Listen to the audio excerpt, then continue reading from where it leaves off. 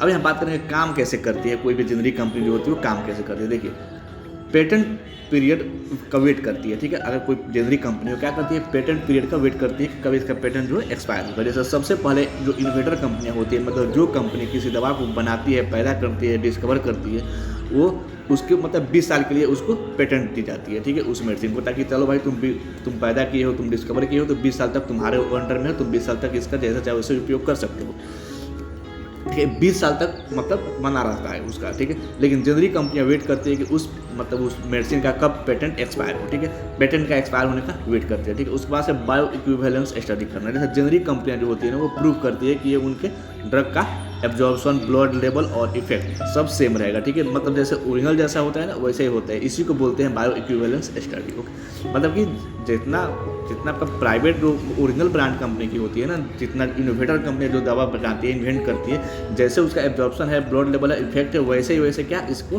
मतलब जेनरिक कंपनियां भी इसको स्टडी करती है, ठीक है। इसी को बोलते हैं बायो इक्विवेलेंट स्टडी।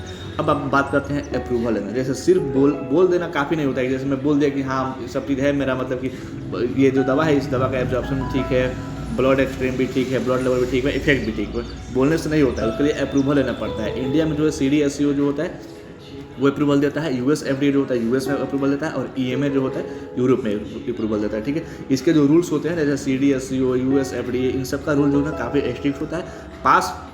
अगर पास किया ना तभी मार्केट में मिलेगा, मतलब मार्केट करने को मिलेगा कि आप मार्केट में लेकर जा सकते हैं। अगर पास नहीं किए तो फिर मार्केट में नहीं जा सकते। ओके, अब यहाँ बात करेंगे कुछ मैन्युफैक्चरिंग एंड ब्रांडिंग के बारे में। इसी का स्टॉप है, जैसे कि ड्रग का जो मास प्रोडक्शन होता है, ठीक है, और उसका जो नाम दिया जाता है वो जेनरिक ब्रांड नेम होता है। अलग अलग कंपनियाँ अलग अलग जेनरिक नेम अलग अलग नाम से देती है, ठीक है। लेकिन जैसे मैं आपके यहाँ एग्जाम्पल देख सकते हैं, जबकि जो एटोरवास्टेरिन कंपनी है ना, इसका जो पिफजर कंपनी ने इसको डिस्कवर किया था, और पिफजर कंपनी ने इसका नाम दिया था लिपिडर, ठीक है। लेकिन इसका जो पेटेंट एक्सपायर होने के बाद जो अदर जो जेनरिक कंपनियां है, जैसे सिप्ला कंपनी ने नाम दिया एट्रोलिप, और टोनेक्ट लुपिन कंपनी ने क्या नाम दिया, टोनेक्ट, मतलब अलग अलग कंपनियां अलग अलग नाम दी, ठीक है। लेकिन कब दी, जब पिफजर कंपनी का जो पेटेंट है एक्सपायर होने के बाद ही दी, ठीक है, बनाई और दी। उसके बाद से मार्केट और सेल में देखते हैं, जैसे फाइनली जो होता है ना मेडिसिन पहुंचती है, और जो है मेडिसिन पहुंचती है डॉक्टर, फार्मासिस्ट और मेडिकल स्टोर के थ्रू पेशेंट तक जाता है। जो भी पेशेंट होता है उनके थ्रू, मतलब उनके पास जाता है डॉक्टर, फार्मासिस्ट या फिर मेडिकल स्टोर से, ठीक है। ऐसे चलती है जेनरिक फार्मास्यूटिकल कंपनी, ठीक है।